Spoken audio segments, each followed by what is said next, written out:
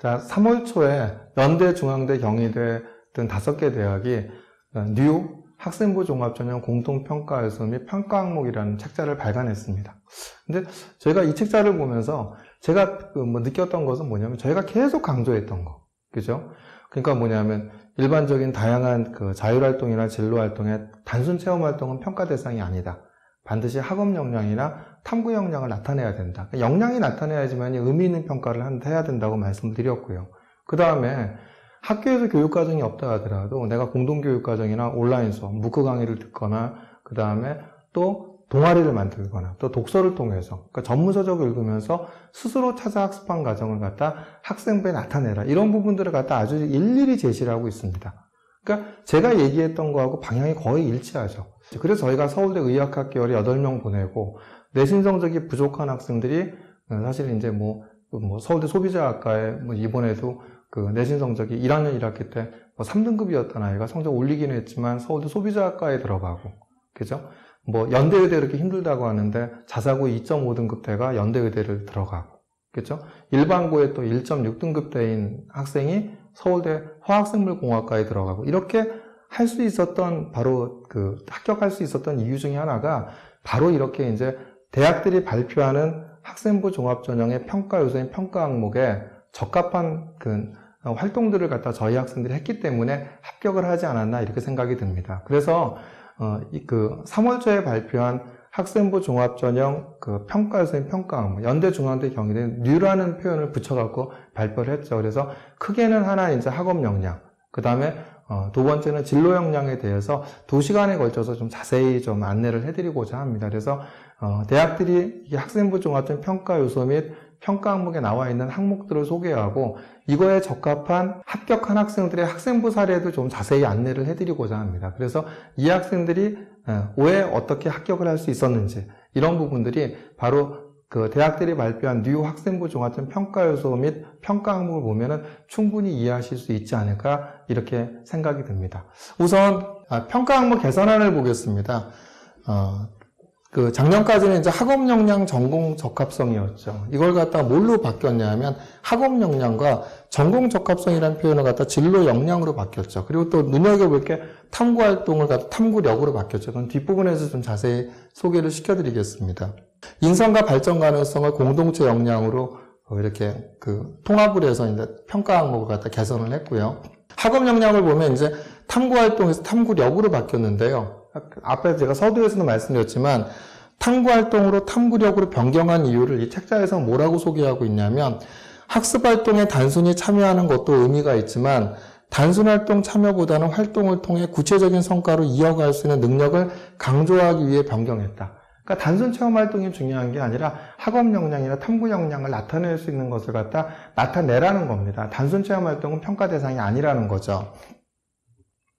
학업 성취도는 대학 수학에 필요한 기본 교과목 성적은 적절한가, 그 외 교과목 성적은 또 어느 정도인가, 이걸 보면서 유난히 소홀한 과목이 있는가, 그러니까 유난히 소홀한 과목이 있으면 될까요, 안 될까요? 학생들이 자기가 하고 싶어 하는 과목만 공부하고, 이건 중요하지 않으니까 안 해. 이거는 이제 안 된다라는 거죠. 그 다음에 학기별, 학년별 성적의 수추위는 어떤가, 그러니까 상승 곡선을 보겠다고 얘기를 하는 거죠. 그런데 이게 이제 학업 성취도에서 되게 중요한 것은 뭐냐면 학업 성취도를 갖다 단순히 정량적으로만 보지 않겠다라는 겁니다. 단순히 등급 수치로만 보지 않겠다라는 거예요. 이게 되게 중요한 의미입니다. 물론 이제 학업 성취도의 평가에 대한 부분을 보면은 조갑적 학업 능력, 추세적 발전 정도, 희망 전공과의 연계가 기본인데 진로 선택 과목을 주로 3학년에 이수함으로써 단순히 등급 성적에만 의존할 경우 3학년 성적에 왜곡이 발생할 수 있다는 점을 고려했다. 그러니까 단순 등급으로만 보지 않겠다라는 거예요. 그러니까 학생들이 굉장히 잘못 오해하고 있는 것 중에 하나가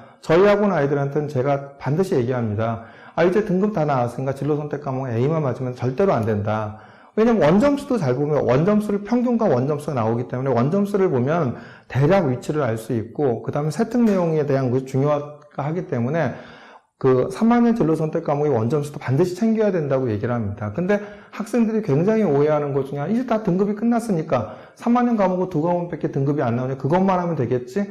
절대로 안 된다고 얘기하는 거죠. 왜곡이 발생할 수 있다는 점을 고려했다. 그래서 평가 시 전 과목이나 기초교과의 과목을 통해 전체적인 학업 능력을 평가할 뿐만 아니라 지원자의 희망 전공 분야의 과목에 대한 개별적인 평가도 병행한다. 그러면서 뭐라고 했죠? 학업성 지도는 등급이나 재점수와 같은 성적 유지의 정량적 지표만을 의미하지 않는다. 단순 등급으로만 보지 않겠다라는 거죠. 이 부분들이 이제 학업성 지도다. 그래서 학업성 지도는 등급만 나오는 과목만 잘하면 돼 라고 생각하시면 절대로 안 된다는 겁니다. 그래서 정성평가를 하겠다는 얘기죠. 그 다음에 이제 학업태도. 이제 학업태도가 되게 중요한데요. 학업태도 평가는 어떻게 하겠다고 얘기하냐면 학생의 과목 선택권을 보장하고 있기에 여러 과목을 선택하여 어떻게 학습하였는지는 학업태도를 이해하는데 매우 중요하게 활용한다. 그러니까 학업태도의 평가의 핵심은 뭐냐 하면 자, 너희들한테 과목 선택권 이제 보장하지 않았니? 보장했으니까 너 무슨 심화된 과목을 스스로 찾아서 공부했니? 이게 학업태도의 가장 중요한 요소라는 거예요. 그러니까 학생들이 내신이 잘 나오는 과목만 공부를 하고 쉬운 과목만 공부하. 이건 학업태도에서 긍정적으로 평가하지 않겠다라는 겁니다. 어렵다 하더라도, 그죠? 어렵다 하더라도 위계에 따른 선택형 과목을 갖다 스스로 찾아서 심화된 과목을 갖다 공부하는 과정, 이게 공부하는 태도, 이런 걸 갖다 학업태도를 굉장히 높이 평가하겠다는 얘기죠. 이런 얘기를 하죠. 세분열 및 특기사항에서 자기가 처한 교육환경 속에서 스스로 배움을 확장하고 토론이나 실험, 과제 수행, 집단학습을 통해서도 창의성이나 자기주도성을 확인한다. 또한 이게 중요합니다. 교과학습 내에서 학생이 주도적인 학습수단으로 접할 수 있는 수단이 독서이다.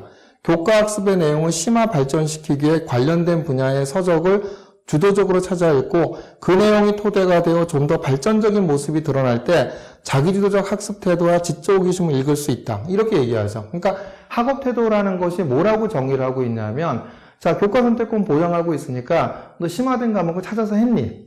그리고 심화된 과목을 공부하면서 좀 더 심화된 과목을 갖다 좀 더 발전시키기 위해서 관련된 서적을 읽으면서 심학습했니? 이것이 바로 뭐냐면 학업 태도, 학습 태도라는 거죠. 태도라는 것이 이제 뭐 내가 단순하게 뭐 쉬운 과목에서 학습 태도만 수업에 열심히 참여하고 이런 것에 대한 것이 태도가 아니라 심화된 과목을 공부했고 그 과목을 공부하면서 좀 더 발전시키기 위해서 관련된 서적을 읽으면서 심화적인 학습 내용을 갖다 공부한 그 태도, 이런 부분들을 바로 뭐를 보겠다? 학업 태도라고 보겠다라고 얘기하는 겁니다. 그래서 학업 태도의 정의를 갖다 정확히 이제 이해를 하셔야 됩니다. 서울대 소비자학과 합격한 학생이 한번 학생부를 한번 보겠습니다. 자, 신입생을 대상으로 한 학교 공부 활동에 참여하여 아이디어를 모으고 마케팅 전략을 수립하고자 전공학문 보고서 발표 활동에서 마케팅 이론과 사례 탐구를 통한 우리 학교의 마케팅 전략을 주제로 보고서를 작성하고 발표함. 마케팅 믹스 전략을 이용해 뽀피와 STP로 학교 브랜드 가치를 제안하며 마케팅은 시장 전략뿐 아니라 제품 전략, 가격 전략, 유통 전략과 함께 혼합된 복합 모형임을 깨닫고 B2B 마케팅이 이기는 전략을 읽으며 B2B와 관련된 공급자, 경쟁자, 잠재적 진입자에 대응하는 전략을 학습함. 나아가 소비 요인을 분석하는 과정을 탐구하고자 비즈니스 시장 가치사슬 기반 B2B2C 마케팅 전략을 읽고 마이클 포터의 5포스 모형을 접하며 마케팅은 전사적인 품질 관리에서 창출된 부가가치의 합을 극대화시키는 것이라는 교훈을 얻음. 독서 과정 중 수익은 B2C에서 발생되지만 비용은 모든 B2B에서 발생한다는 점에 주목해 직접 재료, 노동, 제조 간접 비용이 발생되는 원가에 대해 연구함. 이를 위해 알기 쉬운 교양 원가 관리를 읽고 원가 관리 회계 온라인 강의를 수강하며 각 비용이 발생하는 공정의 흐름과 부가가치 창출의 과정을 예제풀이와 함께 익히며 비용 관리의 중요성을 깨달음. 어떻죠? 깊이 있게 공부한 과정이 나타나 있죠. 도서와 전문서적, 온라인 강의를 들으면서 공부한 과정이 나타나 있죠. 이번에 이제 서울대 치의학과를 보겠습니다. 분변 이식술로 비만 체질이 이식자에게 옮겨졌다는 기사를 읽고 미생물에 관심을 가짐. 소화호흡의 기시부인 구강내 미생물이 전신질환의 원인에 대해 흥미를 느껴 구강미생물학 관련 온라인 강의를 들음. 뭘 들었죠? 구강미생물학 관련 온라인 강의를 들었죠.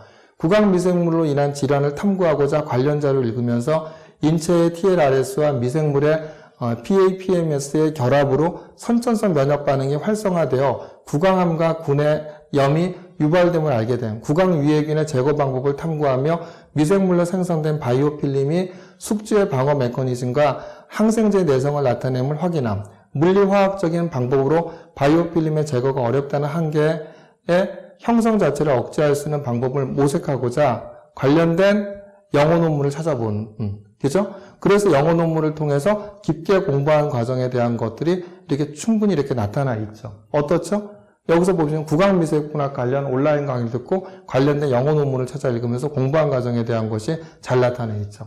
서울대 치의학과에 합격한 학생의 이제 동아리 활동입니다. 이번에 이제 가천대 의학과 한번 보시겠습니까? 의학생명과학 심화주제 연구, 줄기세포의 피부세포의 분화 조절에 대한 고찰을 주제로 발표함. 줄기세포 발견에서 재생의학까지 미래과학을 읽고, 그죠? 그래서 도서들이나 이런 것이 있죠. 줄기세포가 자가재생을 통해 자가증식하며 여러 종류의 세포로 분화 가능함을 이해하고 이를 통해 임상에서 줄기세포 분화 조절을 통해 조직을 이식하여 재생의학 연구에 이바지할 수 있음을 이해함. 줄기세포 분화 조절에 영향을 미치는 요소들을 관련 영어 논문들을 참고하여 세포의 기질과 성장인자, 세포 상호작용, 전사인자, 신호전달 등이 어떻게 관여하느냐에 따라 분화될 수 있는 세포의 종류가 달라질 수 있음을 학습하고 이들을 미세 조절하여 원하는 세포로 분화시킬 수 있음을 이해함. 또한 피부 조직을 형성하는 각질 형성세포와 섬유화세포로 흉터를 최소화하고 피부의 안정도를 높이기 위해 진피층과 표피층을 채워 넣어 피부 재생의학을 실현시킬 수 있는 깨달음. 최종적으로 제대열 줄기세포를 피부 조직 구성세포로 분화시킨 연구 논문을 참고하여 CPMC, iPSC의 BMP4를 활용해 섬유화세포로 분화시킬 수 있고 BMP4와 레티노산 신호전달을 활용해 각질 형성세포로 분화시켜 이들을 다층으로 3D 모델링한 후 이식하여 피부 재생이 가능함을 이해함. 어떻죠? 되게 깊죠? 다 아까도 말씀 도서를 읽고 심화된 과정이 있죠. 학습 태도에. 그죠? 아까는 전문서적 있었고 국악미생물학도 있었고 여기 재생의학까지 미래과학을 읽고 또 있고 관련된 영어 논문도 읽으면서 공부한 내용들이 있죠. 요번에 이제 세특 화학을 보면 어떻게 돼 있죠? 용액의 총괄성 중 삼투압을 학습하면서 생명과학 시간에 학습한 저장액과 고장액에서 용매의 이동으로 인한 용열, 용출 현상에 적용하면 어떻게 될까 의문을 가짐. 도서 내가 사랑한 화학 이야기에서 체내에서 농도에 따라 용매의 이동을 예측하는 오스몰 농도에 대해 접하고 정상활동을 위한 체액의 농도에 궁금증이 생겨 조사를 진행함. 전공도서인 일반화학과 생화학을 참고로 삼투압으로부터 오스몰 농도를 유도한 후 몰 농도와 오스몰 농도의 차이점을 활농도를 바탕으로 학습함. 어떻죠? 뭘 했죠? 그죠? 내가 사랑한 화학 이야기 교양도서부터 시작하고 뭐까지 공부했죠? 전공도서인 일반화학과 생화학을 참고로 해서 학습한 과정이 있고 그걸 바탕으로 탐구한 내용이 나타나 있는 거죠. 그죠? 이렇게. 요번에 이제 서울대 영어교육과에 합격한 학생 합법과 전문 하나 보십시오. 학부학과 전문 세특을 보면요. 수업 시간에 언어학 관련 지문을 학습한 후 인지언어학과 촘스키 생성주의 언어학의 관계에 대한 의문을 가져 코스웨어의 강의. 지금은 요건 재작년에 저희가 합격한 학생, 그때는 코스웨어라는 말을 쓸 수 있었죠. 근데 올해부터는 K무크 코스웨어 이런 게 안 됩니다. 그래서 이때는 코스웨어 대신 온라인 강의 이렇게 나타내야겠죠. 코스웨어 강의 언어와 인지 자료를 찾아 심화 학습한 후 인지언어학은 촘스키의 생성주의 접근법에 대한 반작용으로 나온 것임을 파악함. 인지언어학에서 언어는 인간과 세계의 상호작용이며 언어 습득은 지성의 학습 결과이고 생성주의 언어학에서는 언어와 지능은 독립적이며 언어 연구는 인간의 무의식적 지식을 탐구하는 것이라는 이론의 차이점을 찾아 탐구보고서를 작성함. 논문 온더워의 의미학적 비교 분석 영어 쿨과 한국어 시원하다를 중심으로 읽고 언어인지학의 관점에서 언어가 다름에도 불구하고 공통적으로 존재하는 개념적 환유나 은유가 있음을 이해함. 어떻죠? 되게 강의 듣고 언어와 인지라는 강의를 듣고 관련된 논문을 읽고 이런 공부한 과정이죠. 요즘은 논문이라는 용어도 안 된다고 하죠. 그럼 논문이라는 용어 대신에 뭘 쓰면 되죠? 학술 자료를 찾아 읽고 이렇게 나타내시면 되지 않을까 생각합니다. 이런 게 바로 도서를 읽고 발전된 과정을 스스로 학교 교과 과정을 심화 발전하는 어떤 태도, 이런 부분들이 바로 뭐라고 얘기하는 거죠? 바로 학업 태도다. 이렇게 보시면 되겠죠. 탐구력은 뭐냐? 탐구력 평가. 어떤 대상에 대해 호기심을 가지고 깊게 꾸준히 연구할 수 있는 역량을 지칭하며 탐구력은 고차원적인 학업 역량을 보여주는 필수적인 요소다. 뭐라고 했죠? 탐구력은 고차원적인 학업 역량을 보여주는 필수적인 요소라고 합니다.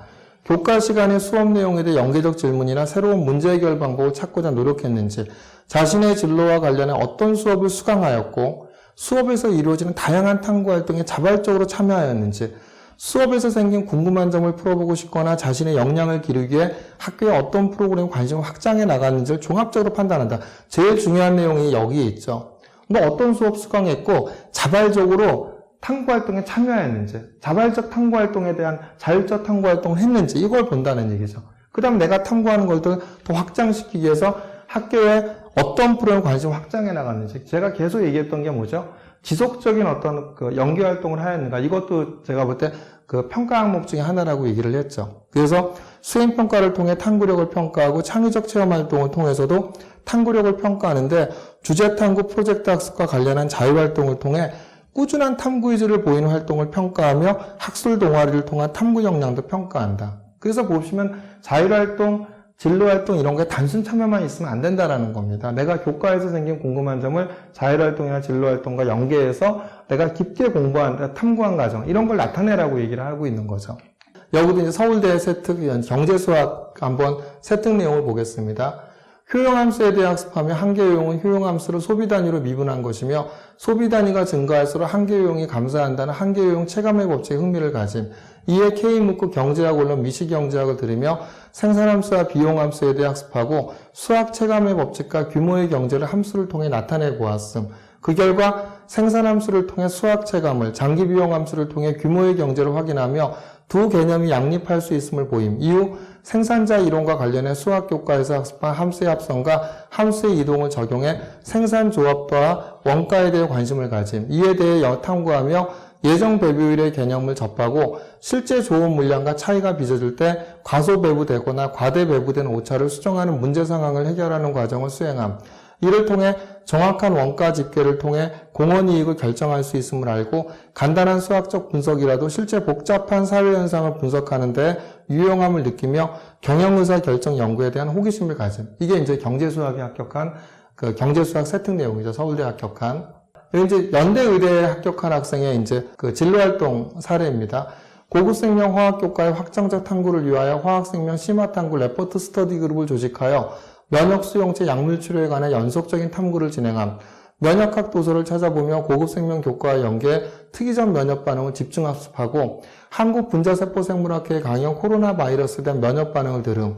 고급생물 교과에서 배운 보호 면역 반응과 다른 과잉 면역 반응과 AD 항체 의존적 감염 촉진을 흥미롭게 공부한, 특히 AD로 인해 사스 백신 개발이 중단됐다는 기사를 읽고 같은 ACE2 수용체를 사용하는 코로나19 백신 개발에서 항체 구조의 ACE2 결합 여부가 중요함을 깨달음.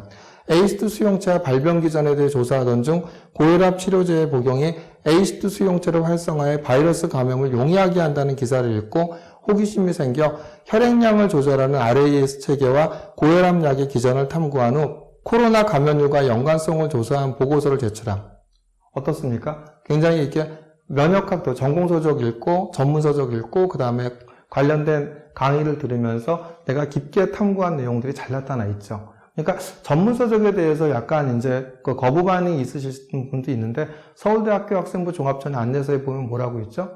그 예비 서울대학생 독서는 기본입니다. 전문서적을 찾아 읽기도 하고라는 얘기는, 그 전문서적을 찾아 읽기도 하고라는 얘기는 표현이 뭐죠? 서울대 학생부 종합전 안내서 나와 있는 내용이죠. 그건 전문서적을 읽으라는 얘기죠. 그래서 결국 저희가 보면 내신을 극복하고 된 학생들의 다 이런 공통적인 특징을 보면은 이런 전문서적이나 깊이 있게 심화된 강의를 갖다 스스로 찾아 읽으면서 위계에 따른 이렇게 깊이 있는 학습을 하면서 거기에 따른 탐구 활동을 하는 학생들이 합격을 하지 않았나 생각이 듭니다. 그래서 오늘은 학업 역량에 대해서 좀 말씀을 드렸고요. 다음 시간에는 뉴 학생부 종합전형 공통평가에서 평가 항목인 진로 역량에 대해서, 이제 전공적합성이 진로 역량을 바뀌었죠. 진로 역량은 어떻게 되는지에 대해서 한번 자세하게 소개시켜 드리도록 하겠습니다.